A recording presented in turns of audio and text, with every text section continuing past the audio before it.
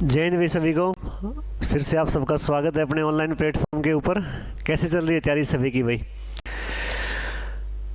तैयारी कैसे चल रही है सभी की? पिछली क्लास में कौन सा पढ़ लिया था आपने? भारत का जो मानसून है उसके बारे में आपने डिस्कस किया था ना, मानसून को हमने पढ़ा था। तो मानसून के बाद आज जो आप आगे पढ़ेंगे भाई वो है अपना अगला चैप्टर भारत की नदियाँ, है ना। नदियों को पढ़ना है अपने को। देखो पहले जो बच्चे देख रहे हैं एक बार बताओ भाई। हाँ विकास साल पढ़ी की क्लास है?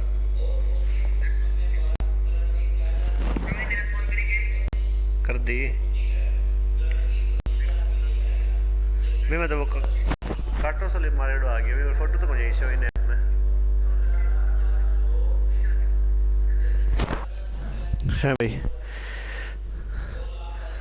ठीक है, नदियों का आप स्टार्ट करेंगे चैप्टर। 1 मिनट में करते हैं। मेरे को तो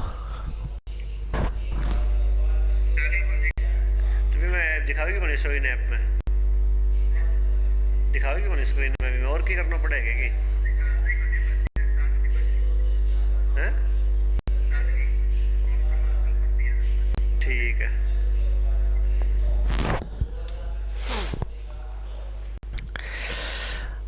ठीक है भाई। चलो देखो, आज आप कल पढ़ा था मानसून वाला अपन, आज पढ़ेंगे नदियों का चैप्टर। नदियाँ आप ध्यान रखना, नदियाँ जो है ये इंपॉर्टेंट चैप्टर है आपके पेपर के लिए भाई, है ना।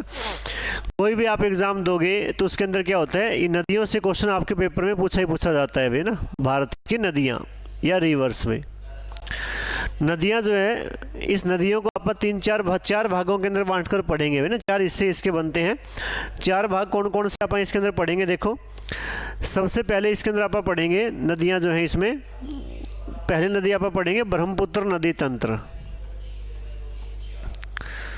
ब्रह्मपुत्र नदी तंत्र। दूसरा आप इसके अंदर पढ़ेंगे, वो पढ़ेंगे ब्रह्मपुत्र के बाद सिंधु नदी तंत्र भाई। सिंधु नदी तंत्र। सिंधु नदी के बाद आप तीसरी नदी जो इसके अंदर पढ़ेंगे भाई वो पढ़ेंगे गंगा नदी तंत्र। तीसरा जो इसका हिस्सा होगा वो होगा, तीसरा जो भाग होगा गंगा नदी तंत्र। गंगा नदी तंत्र के बाद चौथा जो भाग आप इसके अंदर पढ़ेंगे, चौथा हिस्सा हमारा जो होगा वो होगा दक्षिण भारत की नदियाँ। दक्षिण भारत की नदियाँ, क्योंकि जो ऊपर वाले हमने 3 भाग लिखे हैं ये उत्तर भारत के अंदर बहती है भाई। ये उत्तर भारत की नदियाँ हैं लगभग जो हिमालय से निकलती है, और दक्षिण भारत की जो नदियाँ हैं इनको आप अलग भाग के अंदर बनाकर पढ़ेंगे। नदियों को आप इन 4 भागों के अंदर बांटकर पढ़ेंगे। इनमें से आपको ध्यान रखना है, हमने एक शब्द लिखा है यहाँ पर। क्या लिखा है? हमने लिखा है नदी तंत्र। भैया नदी तंत्र क्या होता है इसको समझते हैं। रिवर सिस्टम बोलते हैं इंग्लिश के अंदर। नदी तंत्र या रिवर सिस्टम क्या होता है? इसमें 2 प्रकार की नदियाँ होती हैं। एक क्या होता है, कोई एक तो होती है मुख्य नदी भाई, एक तो होती है मुख्य नदी, और इसके साथ साथ एक होती है भाई सहायक नदी, ट्रिब्यूटरी। मेन रिवर और ट्रिब्यूटरी। तो मुख्य नदी कौन सी होती है? मुख्य नदी वो नदी होती है प्यारे बच्चों जो कहीं से निकलती है, मान लो पर्वत या पहाड़ी से, और बहते हुए ये किसी सागर या समुद्र में जाकर गिर जाए तो वो नदी क्या कहलाती है? सागर या समुद्र के अंदर गिर जाए या किसी झील में गिर जाए तो वो नदी क्या कहलाती है? आपकी मुख्य नदी। मान लो ये किसी सागर में जाकर गिर रही है तो ये नदी क्या कहलाएगी? मुख्य नदी भाई। ये मेन रिवर होगी, मुख्य नदी हो जाएगी। इसी प्रकार से मान लो कोई नदी ऐसी है जो किसी झील से निकलती है या किसी पर्वत से निकलती है और बहकर मान लो ये आगे ये किसी मुख्य नदी के अंदर आकर मिल जाए, मान लो इस प्रकार से। ऐसे इसके अंदर कई सारी नदियां मिल जाती है मान लो आकर। तो जो नदी किसी दूसरी नदी में मिलती है वो नदियां क्या कहलाती हैं? ये नदियां कहलाती हैं सहायक नदी में। तो इस साइड से भी आकर इसमें कुछ नदियाँ मिल सकती हैं, इस साइड से आकर मिल सकती हैं नदियाँ इस प्रकार से। तो किसी मुख्य नदी में कई प्रकार की सहायक नदियाँ हो सकती हैं, कई तरह की नदियाँ मिल सकती हैं। ये जो सहायक नदी होती है और मुख्य मुख्य नदी होती है, इन्हीं के समूह को, इन्हीं के ग्रुप को क्या कहा जाता है, इन्हीं ग्रुप को कहा जाता है नदी तंत्र, रिवर सिस्टम। जैसे हमने यहाँ क्या लिखा, ब्रह्मपुत्र नदी नहीं लिखा, ब्रह्मपुत्र नदी तंत्र लिखा है। तो इसमें आप क्या पढ़ेंगे, ब्रह्मपुत्र नदी के साथ साथ इसकी सारी सहायक नदियाँ भी पढ़ेंगे। जैसे अपन यहाँ सिंधु नदी तंत्र लिखा है, तो सिंधु तो मुख्य नदी है, उसकी सहायक नदियाँ भी पढ़ेंगे आप। गंगा नदी तंत्र, गंगा मुख्य नदी है, उसकी सारी सहायक नदियाँ भी आप इसके अंदर साथ में डिस्कस करेंगे। तो ये चीज़ें आपको इसके अंदर ध्यान रखनी है, पहली बात तो। दूसरा, एक इसके अंदर होता है नदी तंत्र के अलावा एक चीज़ और आप ध्यान रखेंगे, वो होता है रिवर बेसिन, नदी बेसिन जिसको बोलते हैं भाई, नदी बेसिन। नदी बेसिन क्या होता है, किसी भी नदी के अंदर जहाँ जहाँ से जिस क्षेत्र का पानी बहकर आता है, वर्षा का पानी जिस जिस एरिया से बहकर आएगा, वो सारा एरिया क्या कहलाता है, किसी भी नदी का बेसिन कहलाता है, नदी तंत्र। ये नदी का या अपवाह तंत्र बोल देते हैं इसको भाई। जैसे मान लो यहाँ से कोई नदी बह रही है भाई, ये मुख्य नदी है, और इसके अंदर आकर अलग अलग स्थानों से मान लेते हैं यहाँ पर कि सहायक नदियाँ इसके अंदर मिल रही है। इस प्रकार से कुछ नदियाँ आप मान लेते हैं कि यहाँ दक्षिण वाले भाग से, नीचे वाले हिस्से से यहाँ आकर मिल रही है इसमें। अब क्या होता है, मान लो ये कोई एरिया है, यहाँ कोई वर्षा हुई, मान लो यहाँ का पानी जो है सारा बहकर जो है वो इस नदी के अंदर आकर मिलता है, और ये नदी सारा पानी ले जाकर इसमें गिरा देती है। अब यहाँ कोई वर्षा हुई है, मान लो इस वर्षा का सारा पानी जो है वो बहकर इस नदी में आता है, और ये नदी जाकर इस पानी में मिल जाती है। तो ये सारा एरिया भाई जहाँ की वर्षा का पानी बहकर किसी नदी के अंदर जाकर मिलता है, तो ये सारा एरिया जो है ये क्या कहलाएगा, ये कहलाएगा इस नदी का बेसिन। मान लो ये कोई ए नाम की नदी है, तो ए का बेसिन हो जाएगा सारा। जिस क्षेत्र का पानी बहकर इस नदी के अंदर आकर मिलेगा वो रिवर बेसिन हो जाएगा। भारत में सबसे बड़ा जो रिवर बेसिन है वो किस नदी का है, गंगा नदी का बेसिन सबसे बड़ा है, वो भी आप लोगों को ध्यान रखना है इसके अंदर, ठीक है। तो ये रिवर बेसिन होता है, नदी बेसिन होता है। तो इसमें आपको ज़्यादा कुछ लिखने की जरूरत नहीं, बस समझना है गंगा नदी का बेसिन सबसे बड़ा है, ये बात आप लोग ध्यान रख लेना भाई। अब चलो आप अपनी नदियों को पढ़ना स्टार्ट करते हैं भाई। नदियां जो आप पढ़ेंगे इसमें, पहली नदी जो आप डिस्कस करेंगे भाई वो आप करेंगे इसमें सिंधु नदी भाई। तो पहली नदी हो जाती है हमारी सिंधु नदी तंत्र, आप पढ़ेंगे भाई सिंधु नदी तंत्र। तो इस सिंधु नदी तंत्र को या सिंधु नदी को समझने के लिए हम क्या करते हैं, मैप से पहले इस नदी को समझेंगे, सिंधु नदी को, बाद में इसकी सहायक नदियां समझेंगे यहाँ पर। तो आप लोग इसमें ध्यान रखो, मान लेते हैं आप कि ये अपना भारत है भाई, है ना, भारत का मैप बनाते हैं मान लो।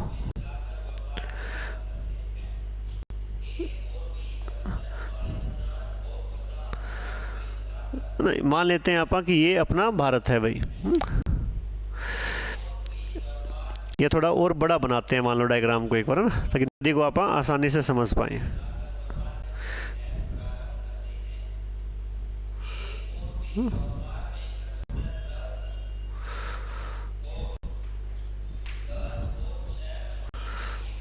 ये मान लेते हैं अपना भारत है भाई। इसमें आप लोगों को ध्यान रखना है, अभी नदी आप स्टार्ट करते हैं तो नदी में आप लोग ध्यान रखोगे कि यहाँ तिब्बत है ऊपर की ओर, या चाइना का कब्जा है जिसके ऊपर, मान लो ये हिस्सा जो है ये, इसके ऊपर किसका अधिकार है, तो इसके ऊपर अधिकार हो जाएगा चीन का। तो यहाँ चीन के अंदर इस जगह के ऊपर क्या है, एक झील है, इस झील का नाम है मानसरोवर झील। मानसरोवर नाम की एक झील है, और ये मानसरोवर नामक झील जो है ये कहाँ पर है, तो ध्यान रखेंगे आप, यहाँ एक ग्लेशियर है। ग्लेशियर किसको बोलते हैं, ग्लेशियर बोलते हैं जो पहाड़ों की चोटियों पर जो बर्फ़ जमी रहती है भाई। इस ग्लेशियर का नाम है चेमा यांगडुंग ग्लेशियर। चेमा यांगडुंग ग्लेशियर।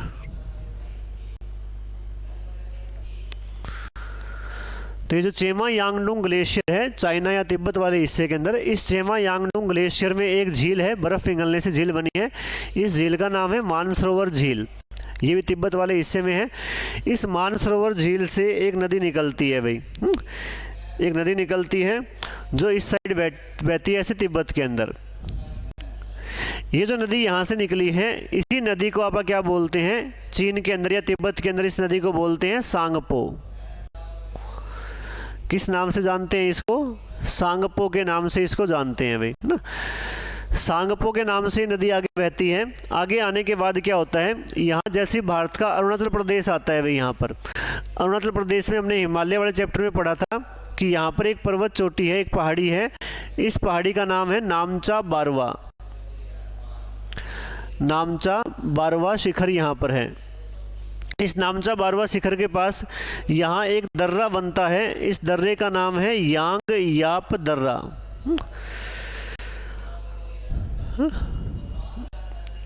नामचा बारवा शिखर है, इसके पास एक दर्रा है। इस दर्रे का नाम आपको याद रखना है यांग याप दर्रा। अब ये दर्रा किसको बोलते हैं? तो दर्रा होता है दो पहाड़ियों के बीच का रास्ता। मान लो दो पहाड़ियां हैं, इनके बीच का जो रास्ता है वो कहलाता है यांग याप दर्रा। तो नामचा बारवा शिखर के पास इस यांग याप दर्रा से होकर अरुणाचल प्रदेश के अंदर ये नदी क्या कर जाती है, भारत में प्रवेश करती है। यू आकार का मोड़ बनाती है, ऐसे यू टर्न बनाएगी और भारत में प्रवेश कर जाएगी भाई। तो क्वेश्चन आ जाए कि ब्रह्मपुत्र नदी जो है ये, सॉरी सिंधु नदी नहीं, ब्रह्मपुत्र पढ़नी है हमने, यहाँ गलत लिख लिया आपने, ठीक करो इसको। पहले आप क्या पढ़ेंगे, ब्रह्मपुत्र नदी पढ़ेंगे भाई, हा? सिंधु नदी की बजाय आप क्या पढ़ेंगे, ब्रह्मपुत्र नदी पहले पढ़ेंगे।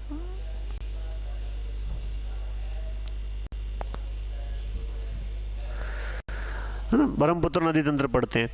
तो इस नदी को आप क्या बोलते हैं, सांगपो तिब्बत के अंदर बोलते हैं। जैसे ये नदी अरुणाचल प्रदेश के अंदर प्रवेश करती है भाई, यहाँ पर अरुणाचल प्रदेश में इस नदी का नाम क्या हो जाता है, इस नदी का नाम हो जाता है दिहांग नदी। इसको बोल देते हैं दिहांग। तो क्वेश्चन ये आ जाता है कि ब्रह्मपुत्र नदी को चीन में किस नाम से जानते हैं या तिब्बत में किस नाम से जानते हैं, तो सांगपो। ब्रह्मपुत्र नदी भारत में किस दर्रा से होकर प्रवेश करती है, तो ब्रह्मपुत्र नदी जो है यांग याप दर्रा से होकर प्रवेश करती है।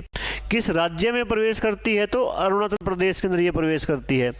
किस शिखर के पास प्रवेश करती है, नामचा बारवा शिखर के पास ये प्रवेश करती है। और जहाँ ये अरुणाचल प्रदेश में भारत में प्रवेश करती है उस स्थान पर ब्रह्मपुत्र नदी को किस नाम से जानते हैं, दिहांग के नाम से इसको जाना जाता है। क्लियर है ये। अब दिहांग के नाम से आगे बढ़ती है। दिहांग के बाद क्या होता है, आगे अरुणाचल प्रदेश के बाद ये आ जाती है असम में। असम के अंदर जब ये नदी आती है तो असम में क्या होता है, असम में आने के बाद इस नदी का नाम पड़ता है ब्रह्मपुत्र। असम में इसको ब्रह्मपुत्र बोलते हैं भाई। इसके अलावा आप ध्यान रखोगे इसमें, असम के बाद ये नदी असम में आगे बढ़ती है। असम में क्या होता है, कई शहर इस नदी किनारे आते हैं।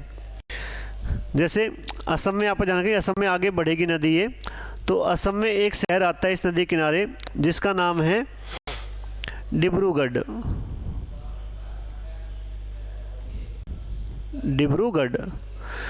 डिब्रूगढ़ से आगे बढ़ती है तो एक शहर और आता है इस नदी किनारे जिसका नाम है गुवाहाटी। डिब्रूगढ़ के बाद क्या आ जाता है, गुवाहाटी। गुवाहाटी से आगे जाती है तो गुवाहाटी से आगे बढ़ने के बाद एक शहर और आ जाएगा इसी किनारे जिसका नाम है दिसपुर। जो असम की राजधानी दिसपुर जो है वो भी ब्रह्मपुत्र नदी किनारे है भाई। इससे पहले एक शहर और आते है इसी किनारे जिसका नाम है सदिया। असम का ही शहर है सदिया। अधिकतर शहर ये क्या है, असम के। वैसे तिब्बत की जो राजधानी होती थी लहासा, जो लहासा शहर है ये भी किस नदी किनारे है, ये ब्रह्मपुत्र नदी किनारे या सांगपो नदी किनारे स्थित है ना, ये भी आपको पता होना चाहिए भाई। हाँ? इसके बाद सदिया हो गया, डिब्रूगढ़ है, गुवाहाटी है, दिसपुर है, ये सारे ब्रह्मपुत्र नदी किनारे बसे हुए शहर हो जाएंगे। इससे जब ये नदी आगे बढ़ती है तो आगे आने के बाद क्या होता है, इस ब्रह्मपुत्र नदी के किनारे यहाँ पर क्या होता है, नदी जो है इसे किनारे एक शहर आता है जिसका नाम है माजुली। इसको क्या बोल देते हैं, माजुली। ये माजुली जो है ये एक प्रकार का द्वीप है। इस माजुली को ब्रह्मपुत्र नदी काट नहीं पाती, नहीं काट पाएगी तो क्या होगा, ब्रह्मपुत्र नदी का पानी इसके चारों साइड फैल जाता है भाई। इस प्रकार से चारों साइड पानी फैल गया तो क्या हो जाएगा, एक द्वीप बन जाएगा, आइलैंड बन जाता है भैया। तो आइलैंड बन गया तो माजुली क्या है, ये माजुली एक नदीय द्वीप है भाई। नदी के द्वारा बनाया गया द्वीप है जिसको क्या कहा जाता है, नदीय द्वीप कहा जाता है। और ये माजुली नदीय द्वीप जो है, ध्यान रखेंगे आप, विश्व का सबसे बड़ा नदीय द्वीप है भाई।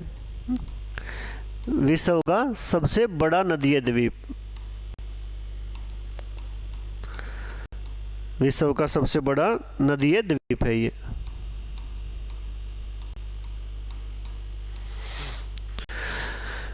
इसके बाद इस माजुली द्वीप से आगे बढ़ती नदी, ये गारो की जो पहाड़ियाँ हैं मेघालय में, उनके ऊपर से ऐसे चक्कर काट कर क्या होता है, इसी किनारे एक शहर और आ जाता है, इसी किनारे असम का ही, जिसका नाम है धुबरी। धुबरी, इस धुबरी के बाद क्या होता है, नीचे दक्षिण की साइड मुड़ जाती है ये और बांग्लादेश में प्रवेश कर जाती है भाई। जैसे ही ये बांग्लादेश में जाती है तो इस नदी का नाम क्या हो जाता है, बांग्लादेश में जाने के बाद इसको बोल देते हैं जमुना। बांग्लादेश में क्या कही जाती है, ये जमुना के नाम से इसको जाना जाता है। तो नाम बदलते हैं जगह जगह पर इसके भाई। तो यहाँ ये जमुना कहलाती है। तो कौन से देशों में बहती है ये, चीन या तिब्बत, भारत और बांग्लादेश में बहती है। जमुना के नाम से प्रसिद्ध है बांग्लादेश के अंदर। इसके बाद क्या होता है, जमुना के बाद इस साइड से एक नदी और आ रही होती है, अपने उत्तराखंड के अंदर से नदी बहकर आती है। आगे पढ़ेंगे आप गंगा नदी के बारे में। गंगा नदी जो है ऐसे बहकर आगे गंगा भी कहाँ चली जाती है, बांग्लादेश में चली जाती है। जैसे ही गंगा बांग्लादेश में जाती है तो गंगा को क्या बोल देते हैं बांग्लादेश में, इसको बोलते हैं पद्मा।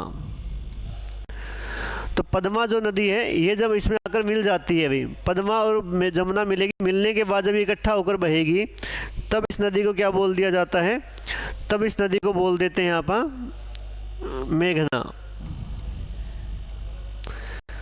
तो नाम बदलती है, देखो इस साइड से ब्रह्मपुत्र आ रही है, इस साइड से गंगा आ रही है। गंगा को क्या बोला हमने, गंगा को बोला हमने पद्मा, ब्रह्म इसमें बांग्लादेश में। पद्मा और जमुना जब मिल जाएंगी आपस में, मिलने के बाद ये किस नाम से आगे बहेंगी, मिलने के बाद मेघना के नाम से आगे जाएंगी। मेघना नदी जो है समुद्र में गिरती है बंगाल की खाड़ी में। लेकिन बंगाल की खाड़ी में गिरने से पहले क्या होता है, इसका पानी ऐसे अलग अलग भागों में बंटना स्टार्ट हो जाता है भाई। और जब किसी नदी का पानी ऐसे अलग अलग हिस्सों में बंटता है, डाइवर्ट होता है पानी, तो इस भाग को क्या कहा जाता है, इस भाग को कहा जाता है डेल्टा। तो यहाँ ये डेल्टा बनता है भाई। और इस डेल्टा को क्या नाम दिया गया है, इस डेल्टा का नाम है सुंदरवन का डेल्टा।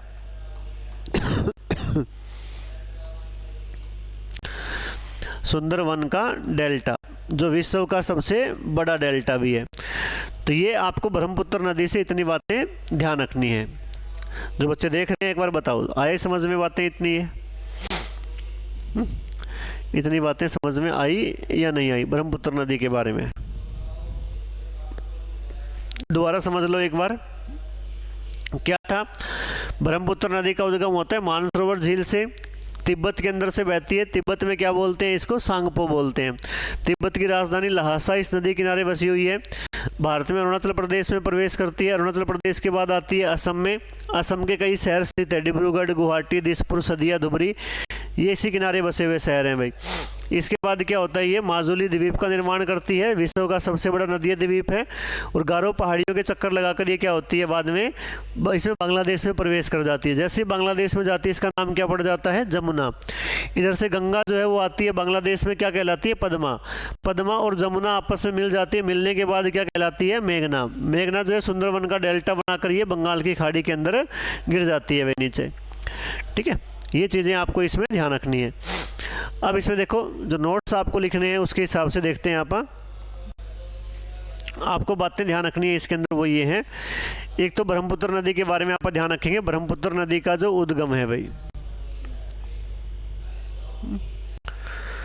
उद्गम आप लोग ध्यान रखेंगे मानसरोवर झील।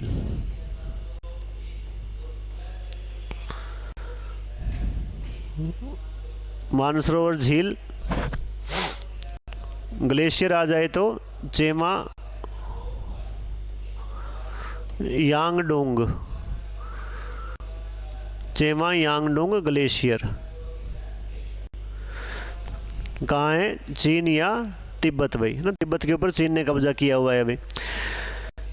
अच्छा, इसके बाद आप इसमें ध्यान रखेंगे उद्गम के बाद इसकी जो टोटल लेंथ है भाई, ब्रह्मपुत्र नदी की जो कुल लंबाई है, कुल लंबाई है इसकी 2900 किलोमीटर। कुल लंबाई 2900 किलोमीटर है, जिसमें से भारत में लंबाई पूछे आपसे,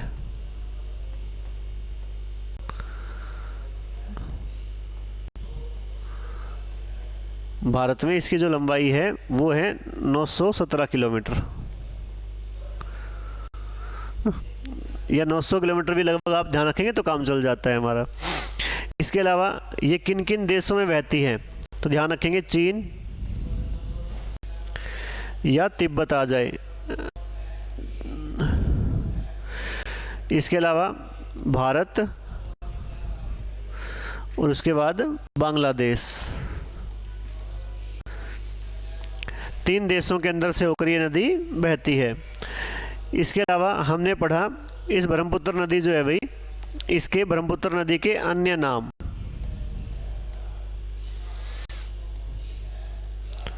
ब्रह्मपुत्र नदी के अन्य नाम ध्यान रखेंगे आप। तो अन्य नाम आप बताओगे, इसको तिब्बत या चीन में क्या बोलते हैं? तिब्बत आ जाए या चीन आ जाए तो इसको क्या कहा जाता है? सांगपो। इंग्लिश में जो लिखा जाएगा वो टी आएगा स्टार्टिंग में,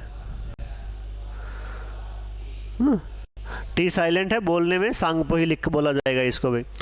इसके अलावा इस नदी को अरुणाचल प्रदेश में क्या बोलते हैं?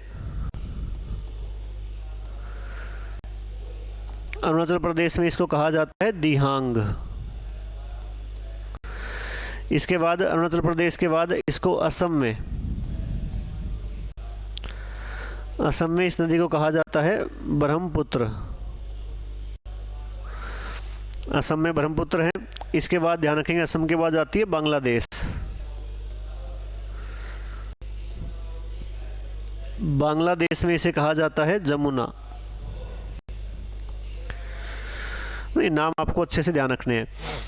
इसके बाद एक और ध्यान रखोगे आप लोग, बांग्लादेश के बाद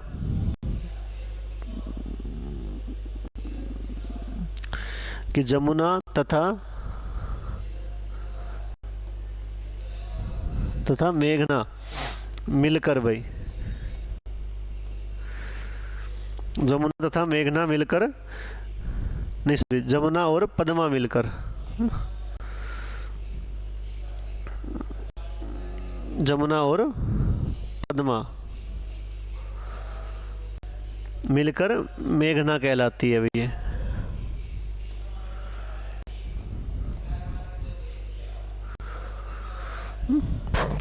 जमुना और पद्मा मिलकर मेघना कहलाते। तो ये अन्य नाम है, अन्य नाम भी आपको पता होने चाहिए भाई। इसके अलावा और इसमें से आप ध्यान रखेंगे जो चीज़ें हैं वो,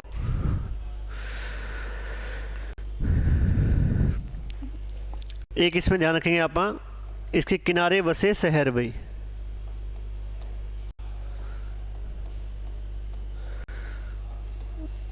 किनारे बसे प्रमुख शहर। तो इस ब्रह्मपुत्र नदी के किनारे बसे हुए प्रमुख शहर कौन कौन से हैं? तो उसके लिए आप लोगों को ध्यान रखना है। एक शहर तो है सदिया,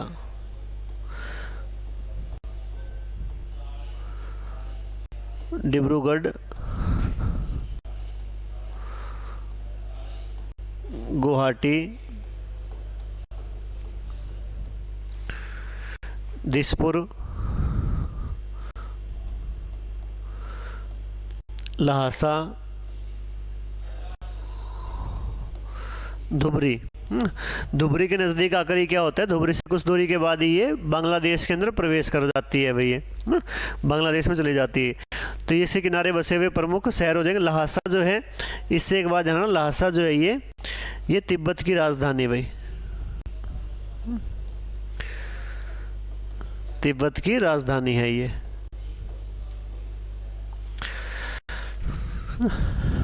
अच्छा, इसके अलावा हमें इसमें से और चीज़ें जो ध्यान रखनी है भाई, इसके अलावा जो अन्य चीज़ें हैं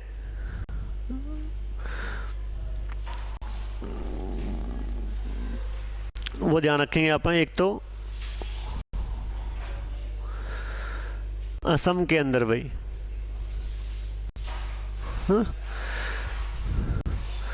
असम में जो ब्रह्मपुत्र नदी है भाई, ये विश्व का सबसे बड़ा नदी द्वीप बनाती है। असम में ब्रह्मपुत्र नदी विश्व का सबसे बड़ा नदी द्वीप,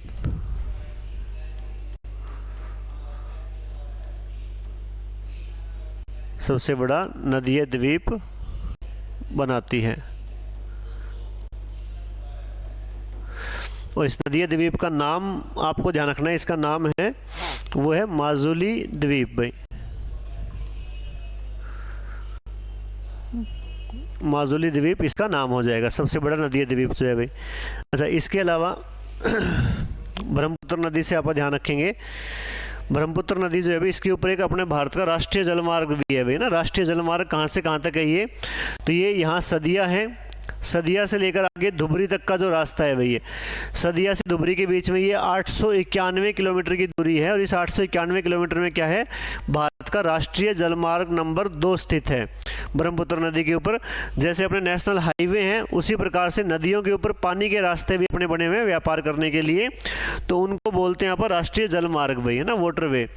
तो वो भी आप लोग ध्यान रखेंगे इसके अंदर कि सदिया से धुबरी तक भाई 891 किलोमीटर लंबा भाई, लंबा भारत का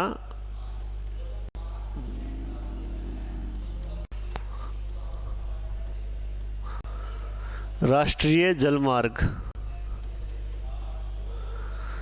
नंबर 2 ना। ये राष्ट्रीय जलमार्ग नंबर कितना है अपना, 2। तो राष्ट्रीय जलमार्ग नंबर 2 जो है ये ब्रह्मपुत्र नदी पर स्थित है भाई।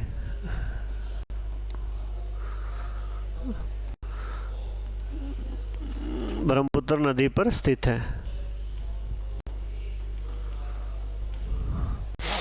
इसके अलावा ब्रह्मपुत्र नदी के ऊपर असम में एक पुल भी है भाई, असम में एक पुल है इसके ऊपर जिसका नाम है बोगीबील पुल,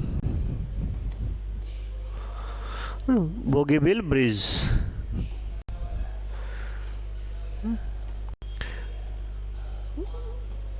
बोगीबील ब्रिज जो है ये भी ब्रह्मपुत्र नदी पर है।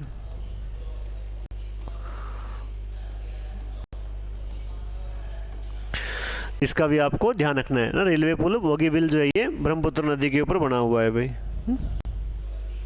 ठीक है।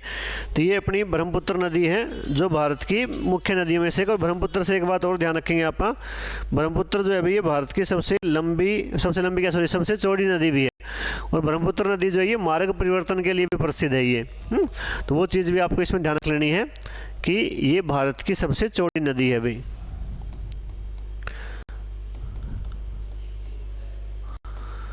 ब्रह्मपुत्र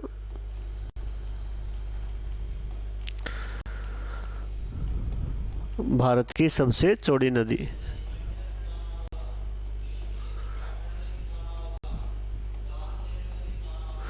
चौड़ी नदी है। और ब्रह्मपुत्र जो है भाई ये मार्ग परिवर्तन के लिए भी प्रसिद्ध है अपने।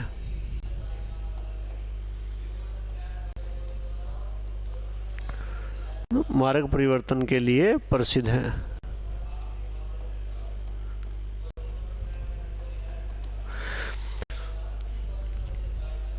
ठीक है, ये चीज़ें आपको इसमें ब्रह्मपुत्र के अंदर ध्यान रखनी है भाई। तो मेन रिवर जो है ब्रह्मपुत्र वो हमारी इतनी है। इसके बाद अपने को इसमें पढ़ना है वो है ब्रह्मपुत्र की सहायक नदियाँ। या इसमें एक चीज़ और जो आपकी रहेगी, शायद मैंने नोट्स में आपको लिखवाई नहीं है, कल PDF मांगोगे फिर तुम उसमें लिखी हुई नहीं मिलेगी। एक बात और ध्यान रख लेना इसके अंदर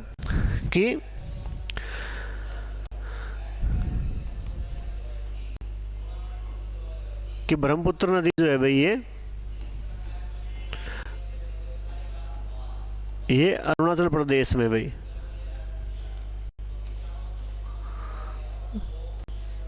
में नामचा बारवा शिखर के पास,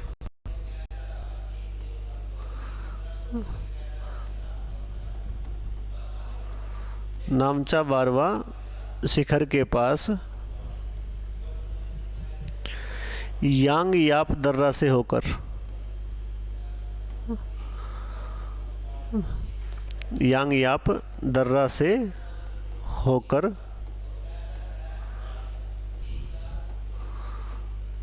भारत में प्रवेश करती है भाई।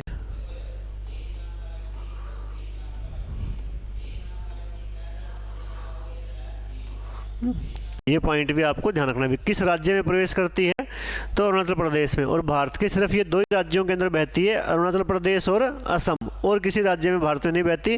पहली बार मैदानी भागों में कहाँ प्रवेश करती है ये, तो असम में ही मैदानी भागों के अंदर प्रवेश करती है। अरुणाचल प्रदेश में जो बहती है वो पहले ऊपर क्या है, पहाड़ों के अंदर से ही बहकर आती है। असम में आकर ये पहली बार मैदानी भागों में प्रवेश करती है भाई। इसीलिए अपने असम के सदिया से क्या कर रखा है, इसका ये राष्ट्रीय जलमार्ग बना रखा है अपना, है ना। तो सदिया में आकर ही पहली बार मैदानों में आती है ये चीज़ भी आपको ध्यान रखनी है भाई। चलो इसके बाद आप इसमें आगे डिस्कस करते हैं, वो है इसकी सहायक नदियाँ भाई। ब्रह्मपुत्र जो है, ब्रह्मपुत्र की सहायक नदियाँ। और भारत में क्या है भाई, अधिकतर नदियों के नाम जो है वो फीमेल्स के नाम पर हैं, महिलाओं के नाम पर है। ये ब्रह्मपुत्र, ये मतलब लगभग एक ही नदी ऐसी है जिसका नाम मेल के नाम पर है भाई। ब्रह्मपुत्र मतलब ब्रह्मा का पुत्र कहा गया इसे, है ना। ब्रह्मपुत्र की सहायक नदियाँ।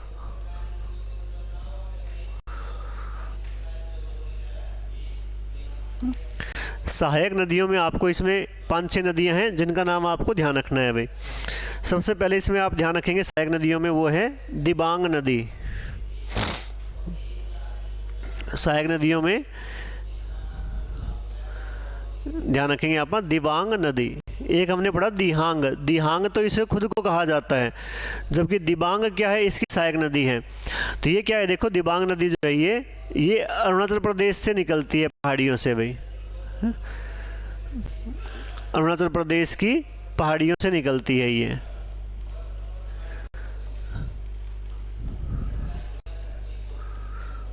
और अरुणाचल प्रदेश में ही मिल जाती है ब्रह्मपुत्र के अंदर, तथा अरुणाचल प्रदेश में ही ब्रह्मपुत्र में मिलती है भाई।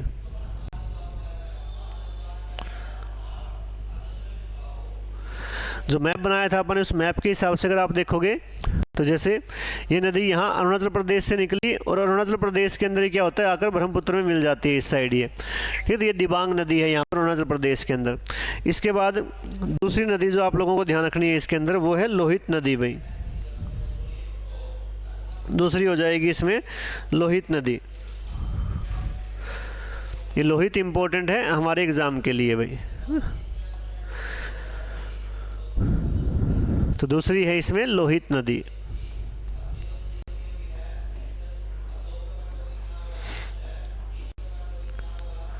ये लोहित नदी भी क्या होता है, ये भी अरुणाचल प्रदेश से निकलती है भाई।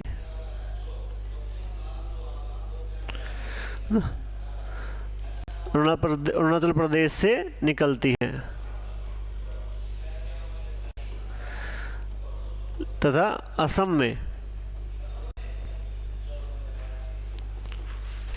में ब्रह्मपुत्र में मिलती है भाई।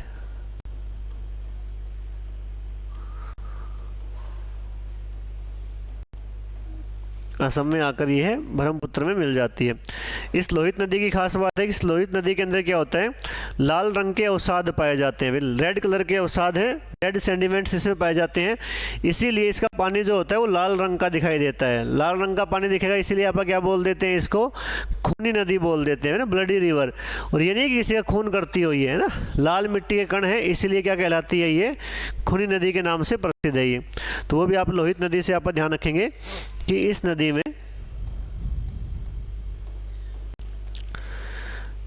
लाल अवसाद पाए जाते हैं भाई।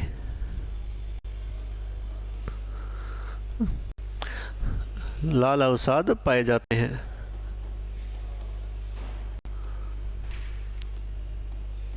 इसलिए इसे खूनी नदी कहा जाता है भाई।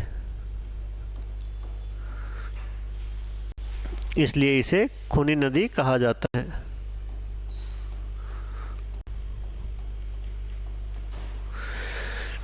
ब्लडी रिवर बोलते हैं। इसके अलावा एक बात इससे आप लोग ध्यान रखोगे, इस नदी के ऊपर क्या है, मतलब एक पुल बना हुआ है जिसका नाम है भूपेन हजारिका सेतु। और ये भूपेन हजारिका सेतु भारत का सबसे लंबा पुल है। ये असम को और अरुणाचल प्रदेश को आपस में जोड़ता है ये। तो वो भी आप ध्यान रखेंगे इसमें कि भूपेन हजारिका सेतु। 。 . 。 . 。 . 。 . . . . . . . 。 . . 。 . . 。 . 。 . 。 . 。 . 。 . 。 . 。 . 。 . 。 . 。 . 。 . 。 . 。 . 。 . 。 . 。 . 。 . 。 . 。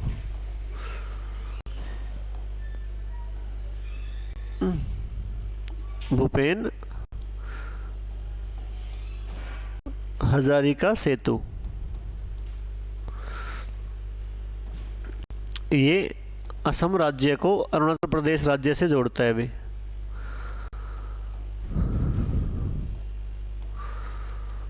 असम को अरुणाचल से मिलाता है।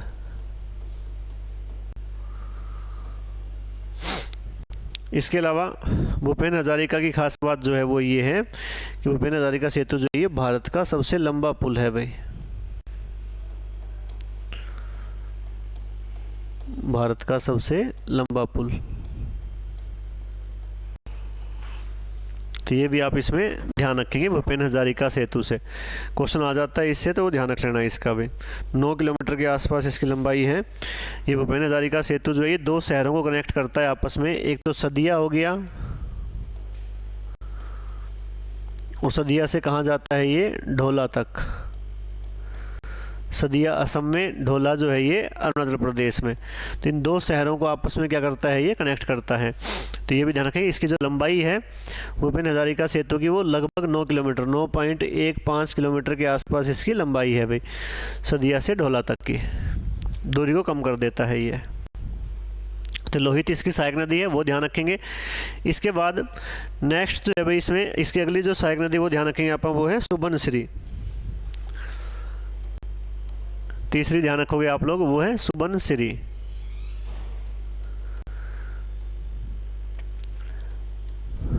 सुबनसिरी से हमें ध्यान रखना है कि सुबनसिरी जो है ये तिब्बत से निकलती है भाई,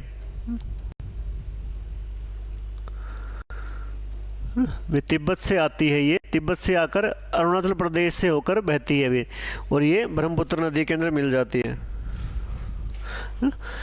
तिब्बत से आकर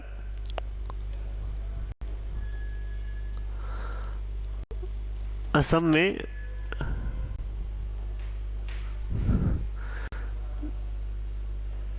बहती हुई ब्रह्मपुत्र में मिलती है भाई। तिब्बत से आती है अरुणाचल प्रदेश, अरुणाचल प्रदेश से आगे असम में आती है, असम में आकर ये ब्रह्मपुत्र में मिल जाती है भाई। और सुबनसिरी की खास बात यह है कि ये ब्रह्मपुत्र की सबसे बड़ी सहायक नदी है भाई।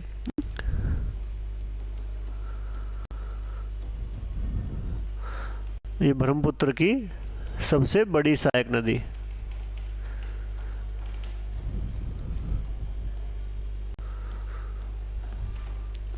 और एक क्वेश्चन और बन जाता है कि ये भारत के बाहर से इसका उद्गम होता है भी ना, भारत के अंदर से नहीं आता है ये, भारत के बाहर से आती है ये। चौथी इसमें ध्यान रखेंगे आप, वो ध्यान रखो धनसिरी।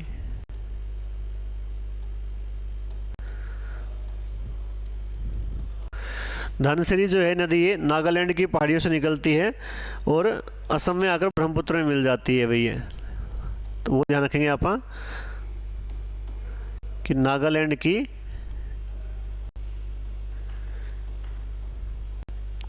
लयासांग पहाड़ी से निकलकर भाई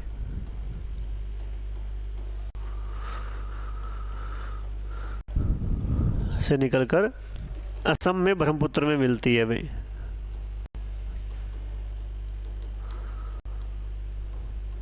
असम में ब्रह्मपुत्र में मिलती है। तो ये धनसिरी जो है ये भी इसकी सहायक नदी है, इसका भी आप लोगों को ध्यान रखना है। इसके बाद अगली जो सहायक नदी है इसकी वो ध्यान रखेंगे संकोश नदी। ये भूटान से आती है भाई, भूटान से आकर ये नदी भी क्या होती है असम में ब्रह्मपुत्र नदी से मिल जाती है भाई।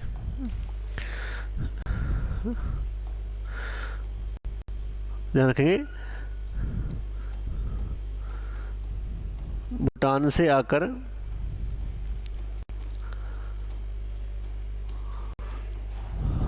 असम में ब्रह्मपुत्र में मिलती है।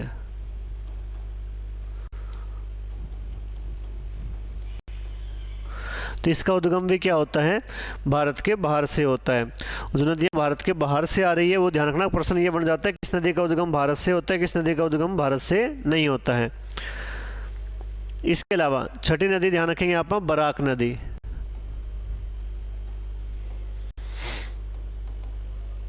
बराक नदी जो है ये भी नागालैंड की पहाड़ियों से निकलती है भाई। जावोपा की पहाड़ी है वहाँ से निकलती है ये जापोवा। तो ध्यान रखें, नागालैंड की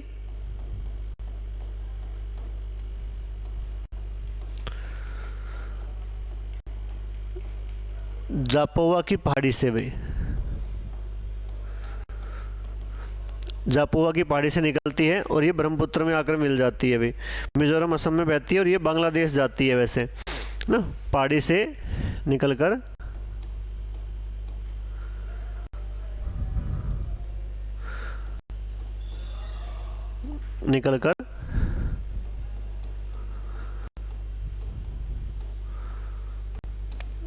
बांग्लादेश में ब्रह्मपुत्र में मिलती है। बांग्लादेश में ब्रह्मपुत्र में मिलती है ये भी।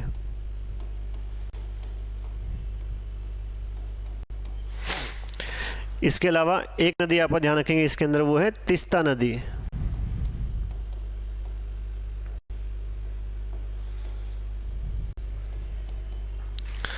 तीस्ता नदी जो है ये अपने सिक्किम से निकलती है भाई।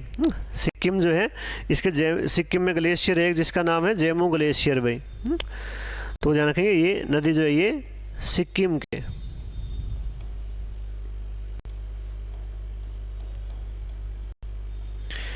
जेमू नाम का ग्लेशियर है, तो इस जेमू ग्लेशियर से निकलती है भाई ये।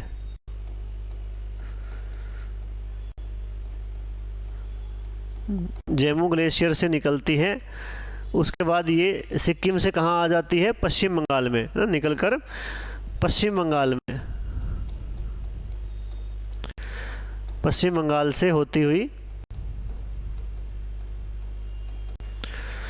बांग्लादेश में जाती है भाई ये।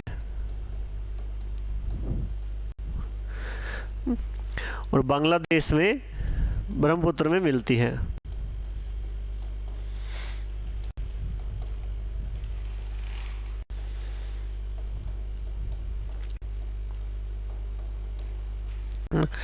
और तीस्ता नदी को आपने पढ़ा था, तीस्ता नदी को लेकर ही क्या है, भारत और बांग्लादेश के बीच में विवाद भी है भाई।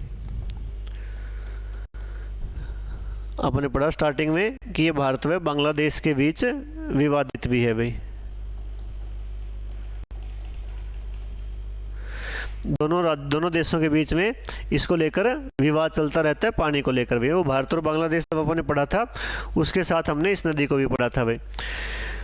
इसके अलावा एक सहायक नदी आप लोग इसमें ध्यान रख लेंगे, धनसिरी, सुबनसिरी, ये हो गया। आपको सिरी के नाम से जो भी आ जाए लास्ट में जिसके सिरी हो वो किसकी सहायक नदी होगी, ब्रह्मपुत्र की सहायक नदी होगी भाई। एक और अगर आप ध्यान रखें तो इसमें ध्यान रख लेना, जिया भरेली, इसका सिर्फ नाम ध्यान रखो।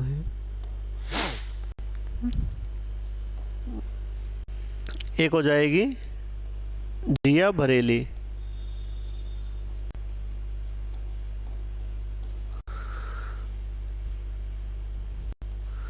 तो जिया भरेली जो है ये भी ब्रह्मपुत्र की सहायक नदी हो जाएगी। तो ये इसकी सारी सहायक नदियां हैं जो आप लोगों को ध्यान रखनी है भाई। तो ब्रह्मपुत्र नदी के अंदर इतनी बातें हैं, ये कर लोगे याद, है ना, याद करनी ही पड़ेगी और कोई इलाज नहीं है ना, पेपर अगर पास करना। तो ये जो क्वेश्चन है आपके पेपर में HSSC के अंदर ये आया था, ये जो हमने पढ़ा अभी, राष्ट्रीय जलमार्ग वाला, कहाँ लिखा था आपने, ये हो गया राष्ट्रीय जलमार्ग नंबर 2 है। ये शायद CET के अंदर ही आया हुआ था क्वेश्चन पहले, और SSC वगैरह के जो एग्ज़ाम्स होते हैं भाई उनके अंदर भी राष्ट्रीय जलमार्ग नंबर 2 वाला जो क्वेश्चन है ये बार बार आपसे पूछा जाता है। और जो ब्रह्मपुत्र नदी है ये नदी खुद इम्पोर्टेंट ज़्यादा है आपके पेपर के लिए, इसकी सहायक नदियाँ इतनी ज़्यादा इम्पोर्टेंट नहीं है। सहायक नदियों के क्वेश्चंस कम आते हैं। माजुली द्वीप हो गया जैसे सबसे बड़ा द्वीप है असम के अंदर, ब्रह्मपुत्र नदी बनाती है। राष्ट्रीय जलमार्ग हो गया जैसे, इसके नाम हो गए जैसे, ये पॉइंट्स जो हैं ये ज़्यादा इंपॉर्टेंट है हमारे एग्ज़ाम के लिए। आगे अगली नदी जो आप पढ़ेंगे, नेक्स्ट रिवर जो पढ़ेंगे आप, वो पढ़ेंगे सिंधु नदी तंत्र भाई। और सिंधु नदी तंत्र में क्या होगा, सिंधु नदी जो है वो खुद इतनी ज़्यादा इम्पोर्टेंट नहीं है, जबकि सिंधु की जो सहायक नदियां हैं वो सहायक नदियां ज़्यादा इंपॉर्टेंट होंगी। जैसे झेलम है, चिनाब है, रावी है, ब्यास है, सतलुज है, वो ज़्यादा इंपॉर्टेंट हो जाएंगी। तो उन सहायक नदियों को आप अगली क्लास के अंदर ही डिस्कस करें, क्योंकि अभी तो आप उसको पूरा नहीं कर पाएंगे भाई, है ना। तो जो आपके टाइम बचा है उसमें पूरा नहीं हो पाएगा। तो अगली क्लास में क्या करेंगे, क्योंकि उसमें लगेगा टाइम हमें, सिंधु नदी के अंदर सहायक नदियों को पढ़ने में थोड़ा टाइम चाहिए उसमें। तो नेक्स्ट क्लास के अंदर उसको स्टार्ट करते हैं। आज की क्लास के अंदर आप इतना ही पढ़ते हैं भाई, ठीक है।